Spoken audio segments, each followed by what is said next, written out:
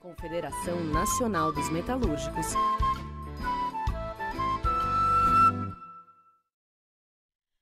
Livre para todos os públicos.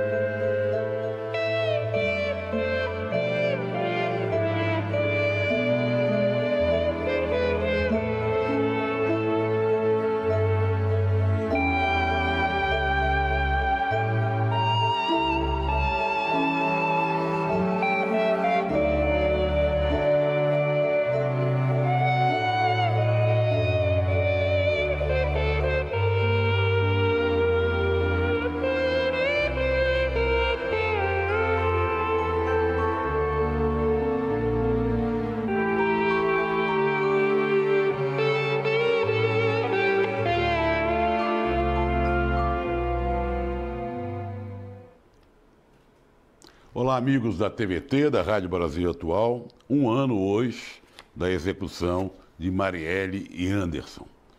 E nós tivemos aí a prisão de 2 acusados de serem os assassinos.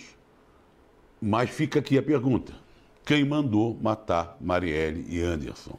Porque essa explicação supostamente dada por eles, que foi por causa de discordarem da maneira dela se comportar politicamente, por discordarem da atividade política dela, é conversa para boi dormir. Então, a nossa pergunta vai continuar sendo: quem mandou matar Marielle e Anderson? E no programa de hoje, vamos falar muito de Marielle, é claro.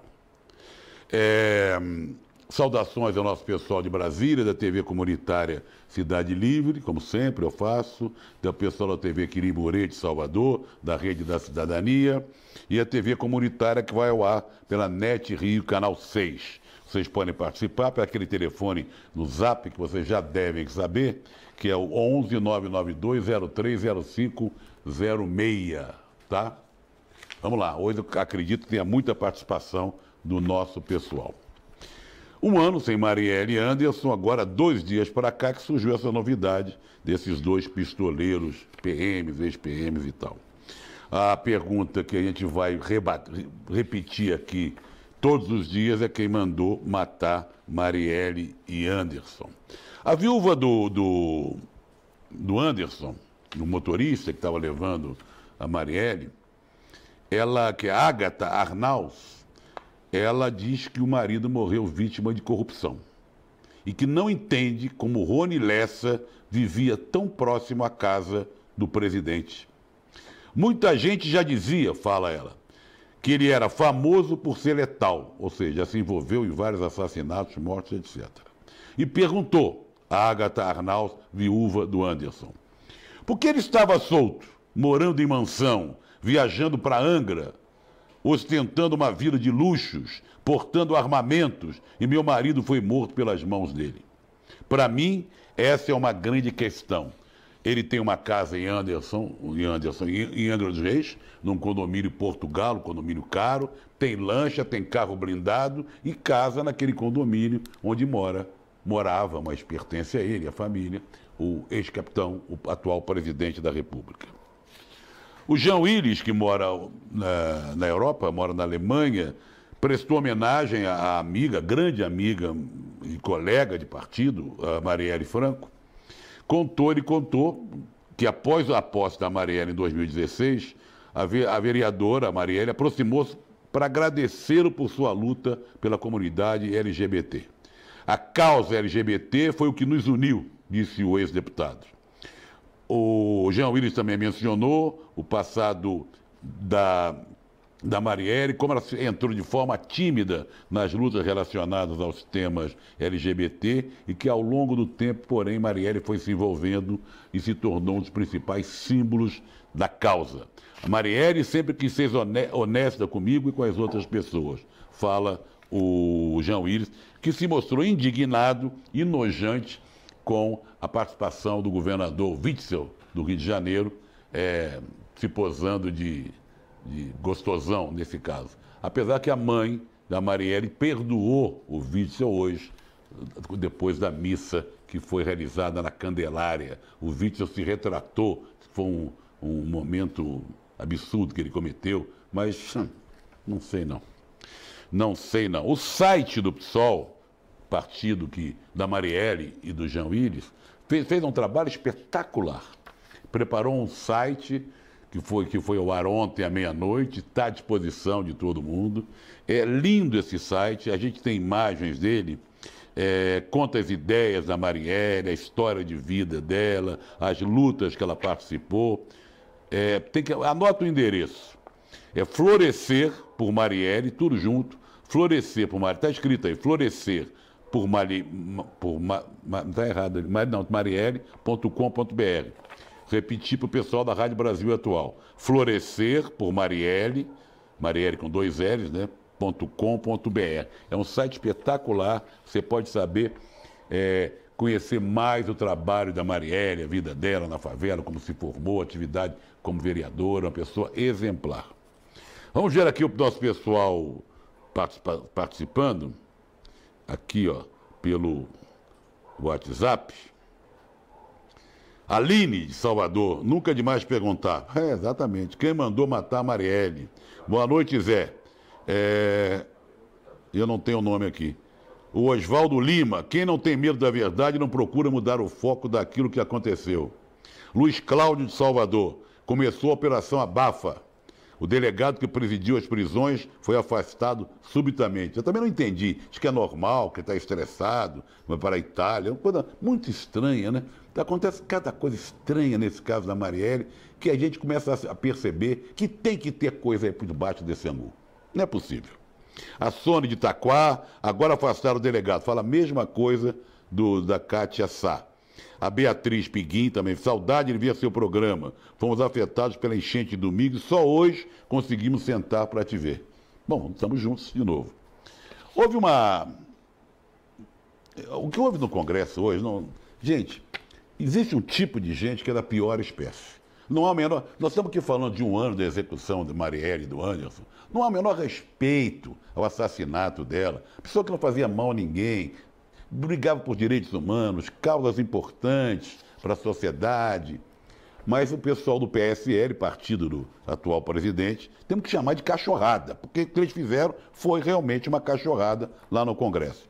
Enquanto havia um ato para homenagear Marielle no Congresso, 8 deputados do PSL, entre eles aquele grandalhão fortão, parece um Hulk, uma besta quadrada, um daqueles que rasgou junto com o outro, que é o deputado estadual, é o Daniel Silveira, o fortão, olha lá. E o outro é o Rodrigo, que foi o deputado estadual, veja você, mais bem votado do Rio de Janeiro. Esse grandalhão e mais 7 resolveram fazer ao mesmo tempo um protesto, na hora que havia uma homenagem a Marielle, contra maus tratos dos animais. Levaram áudios de som de latidos de cachorro para tumultuar a homenagem a Marielle. É brincadeira. Não é um desrespeito, não é falta de civilidade, sabe? Olha, tem horas que a gente fica... Nem vou dizer o que eu acho não, tá? Bom, faria hoje 80 anos o grande cineasta baiano Glauber Rocha, um dos maiores cineastas da história do cinema brasileiro. Cineasta, ator, escritor, polêmico, o Glauber de Rocha Faria, nasceu 14 de março de 39, Vitória da Conquista. Ele começou fazendo Barravento em 62, depois ele fez vários filmes que foram sucesso no mundo inteiro, principalmente Deus, o Diabo na Terra do Sol, Terra em Transe, O Dragão da Maldade contra o Santo Guerreiro. Ele morreu em 81, como faz tempo que o Glauber morreu. Mas segue sendo um dos cineastas brasileiros mais respeitados aqui e lá fora. A gente separou um trechinho do Dragão da Maldade contra o Santo Guerreiro. Vamos lá. Antônio das Mortes,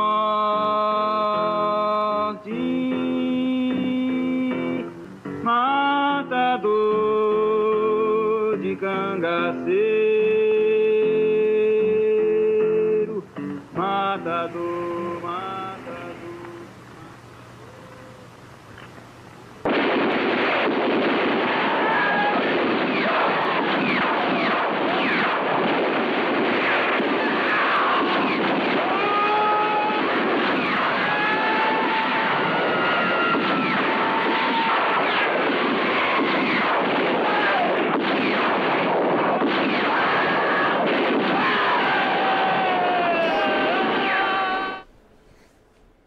Tá aí mostrando cenas de O Dragão da Maldade contra o Santo Guerreiro. Apareceu o Gilco Soares ali, Maurício do Vale, né?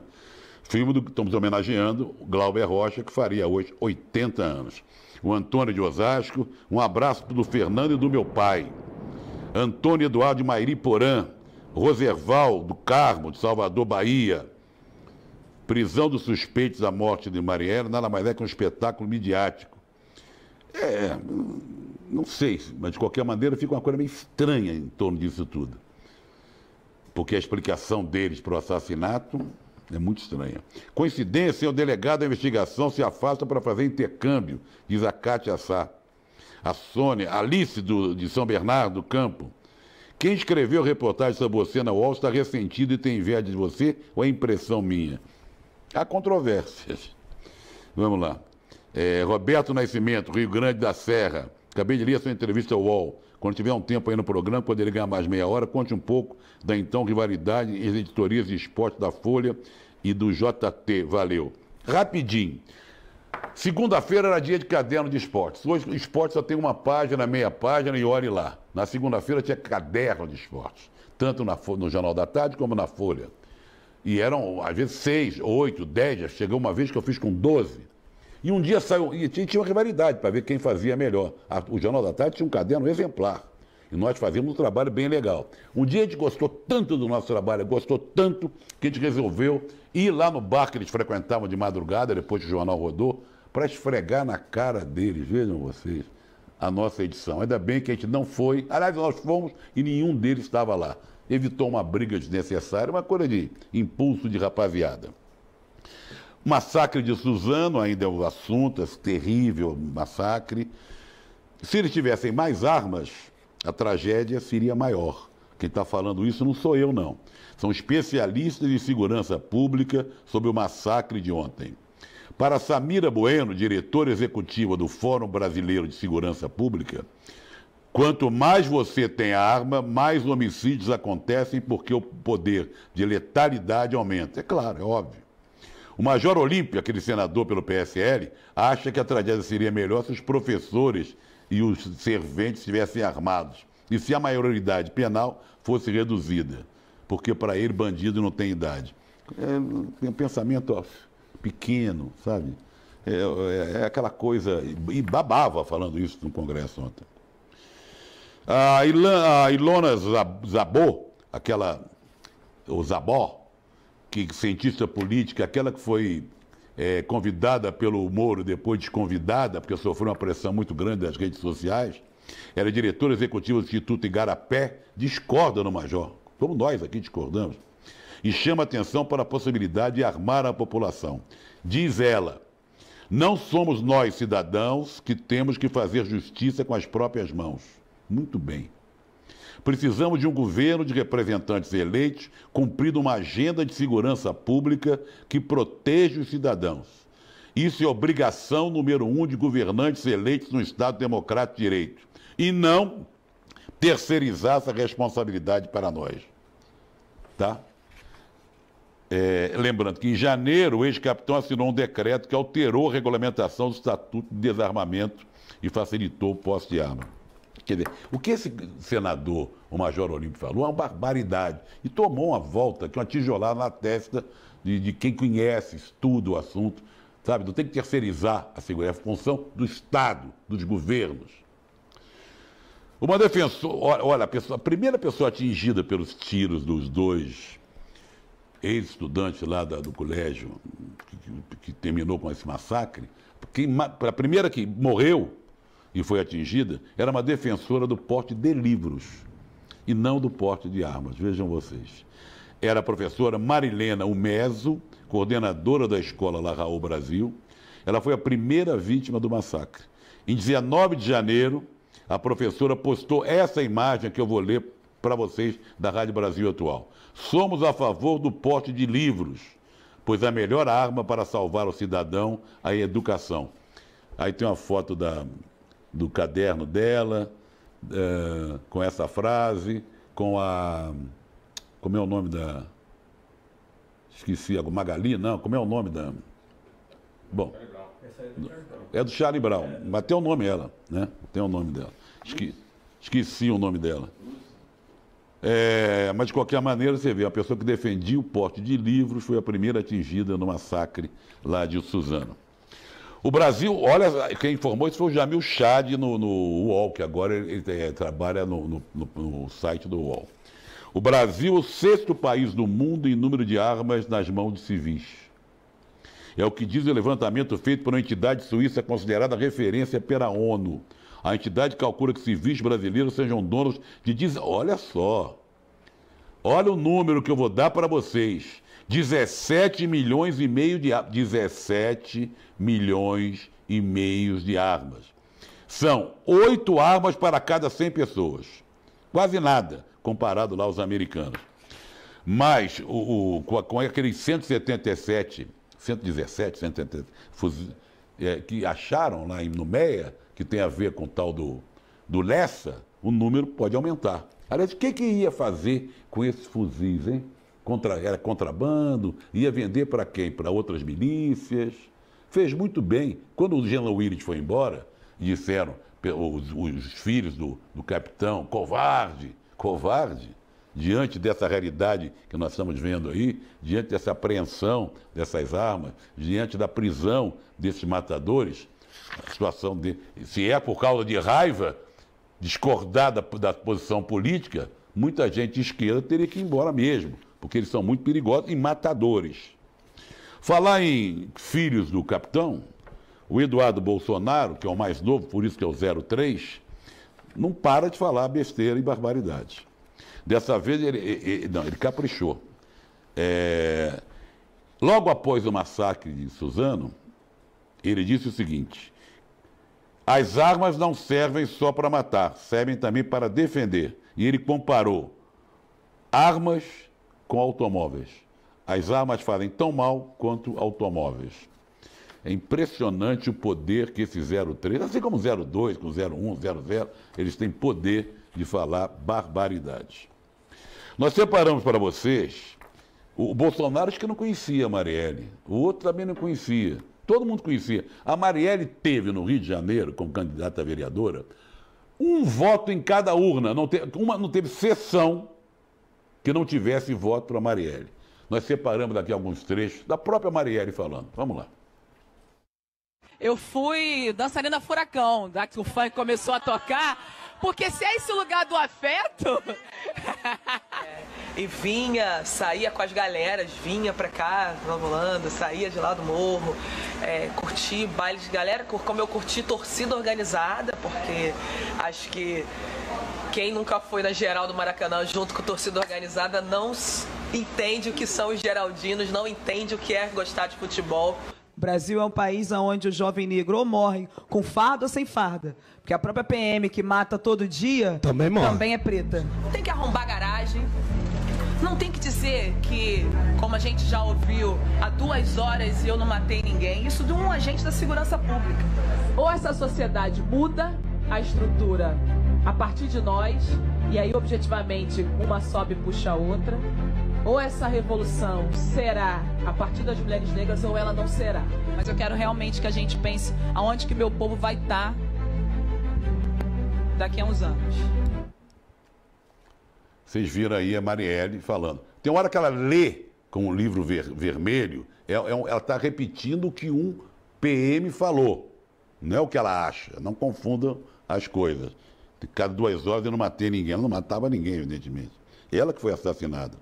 Marcos Santana, um grande abraço. Marielle vive. Edson Maleiro, que fala da matéria no UOL. O Walter da Vila Ré. Ninguém estranha o delegado do caso Marielle fazer curso na Itália. Muita gente aqui já se manifestou. O Hendrix Guevara, adoro o Hendrix Guevara quando entra aqui no programa. Vai ter nome diferente na praia. Desagradável, mas confirmado 203 mortos em Brumadinho. Em um ano da morte da guerreira Marielle de Anderson. Parabéns, Zé, pelo programa informativo. O Josias Lira. Quem sabe se o capitão tivesse fraquejado, tivesse mais filhas, ele seria uma outra pessoa, fraquejado entre aspas.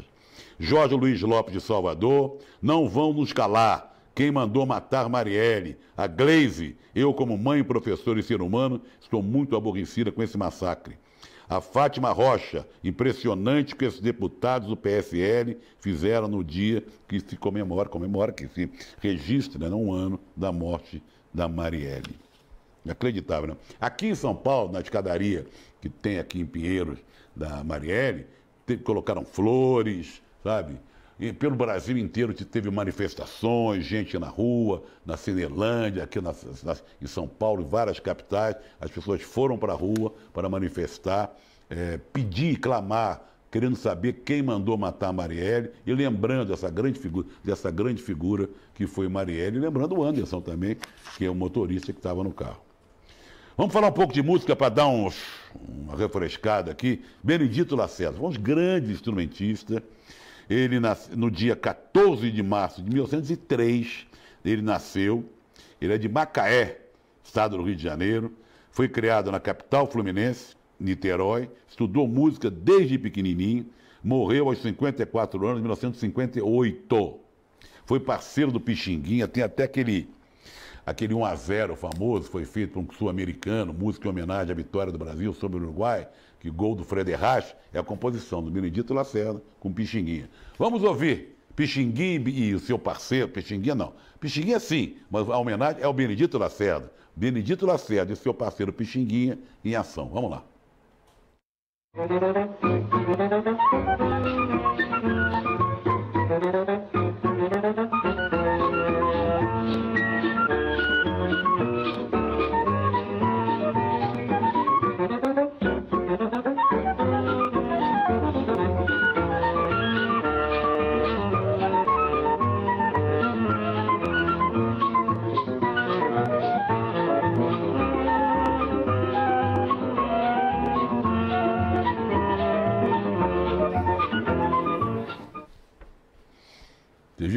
Na flauta, o Benedito, no sax, Pixinguinha, que dupla, hein? Muito bem. Toma lá da cá, o Ministério da Educação, que esse ministro já está cai e não cai, tem uma guerra entre os aliados do Olavo de Carvalho, esse ministro foi indicado por ele, e os militares, e aquele que tem nome de Chuveiro já está oferecendo vagas no Ministério da Educação. É a nova política, não ia mudar tudo? Vamos lá, vamos em frente. O presidente Lula foi premiado hoje, um prêmio muito importante, de Direitos Humanos da principal central sindical dos Estados Unidos e do Canadá. Trata-se da Federação Americana de Trabalho e do Congresso de Organizações Industriais. Segundo a central, o Lula, como presidente, resgatou milhões de pessoas da pobreza e estendeu o acesso à educação superior e à habitação a milhares de cidadãos de baixa renda. Ele se tornou, segundo a central que deu o prêmio, um líder respeitado em todo o mundo por aqueles que acreditam que uma economia global sustentável depende de uma melhor distribuição da prosperidade. Vocês sabem que toda quinta-feira tem aqui o programa do Juca, o Entrevistas, tá? É um programa gravado durante a semana e vai ao ar às 10 da noite. Hoje o Juca vai trazer para a gente uma entrevista com a psicanalista Vera Iaconelli, que vai falar, entre outras coisas, sobre a perda de um ente querido.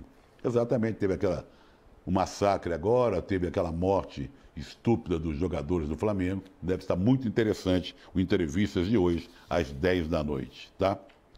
Quinta-feira nós temos o nosso colunista de cinema, que vai falar de 3 documentários brasileiros que estão entrando em fase de lançamento. É o Paulo Júnior. Fala, Paulo Júnior.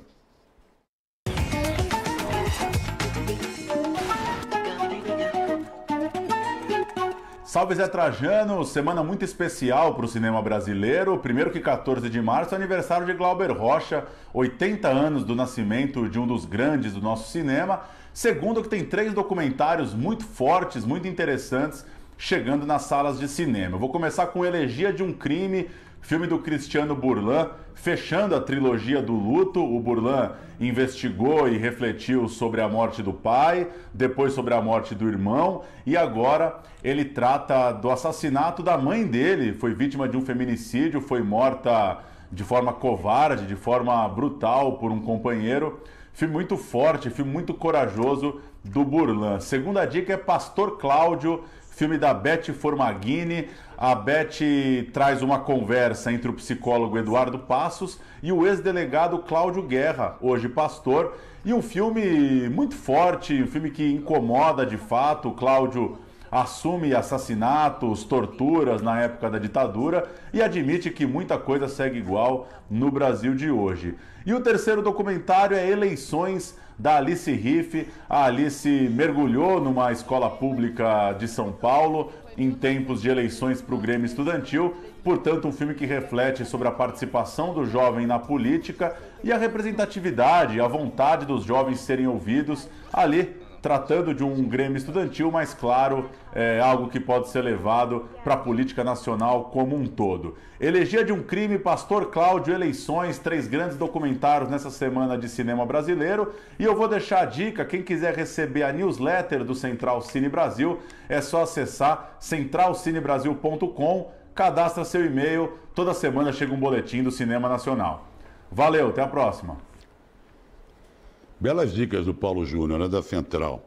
Jorge Luiz Lopes, Salvador, Fátima Rocha, Luiz de Salvador, Antônio Parejo de Minas, o César aqui de São Paulo, Vânia Paulino, a Fabiano Bittencourt. Estou só citando os nomes para a gente correr aqui. Deixa eu ver mais. Josias Lira, tá? Mandar um grande abraço para um amigo jornalista, escritor, Inácio Loyola Brandão, que já esteve aqui com a gente no Papo com Zé Trajano, que acaba de se tornar o novo imortal da Academia Brasileira de Letras. Ele vai ocupar a cadeira número 11. Ele é de Araraquara, torcedor ferrenho da Ferroviária, autor de romances fundamentais, e Não Verás País Nenhum, Zero. Um grande abraço para ele. Parabéns, Inácio Loyola. Vamos falar de uma outra escritora que completaria 105 anos hoje, Carolina Maria de Jesus. O Google colocou, não sei como é que fala, colocou hoje...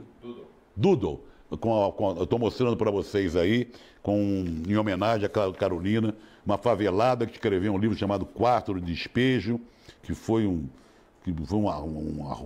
acontecimento. Até hoje o livro vende muito. É um diário que ela escrevia como favelada, sensacional. Depois ela escreveu Caso de Alvenaria, Pedaço de Fome, Provérbios. É uma boa lembrança da Carolina Maria de Jesus. Eu vou passar aqui, só lembrar. Ontem foi um dia bom na Libertadores para os brasileiros, hein? Flamengo ganhou, Internacional ganhou, parabéns. Flamengo ganhando, mole no Maracanã, lotado e tal. O Corinthians venceu na Copa do Brasil por 3-1, lá no Castelão. Vai ter o jogo de volta aqui no dia 3 de abril. Nós vamos acabar de novo com Marielle. 1 ano da morte de Marielle Anderson. E queremos saber quem mandou matar Marielle Anderson. Fica aqui mais uma homenagem do Papo com Zé a Marielle e a Anderson. Depois você fica ao vivo com o seu jornal. Um abraço e até amanhã.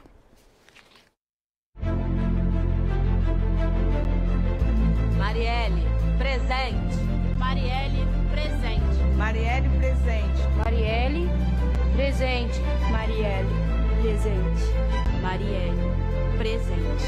Marielle, presente. Marielle, presente. Marielle, presente. Marielle, presente.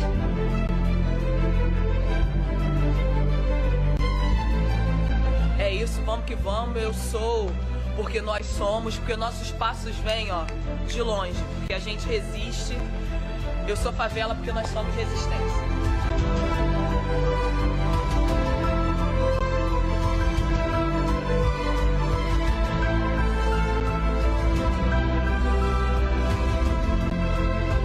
Eu sou porque ela é. Ela é importante. A Mari vai ser importante sempre. Sempre.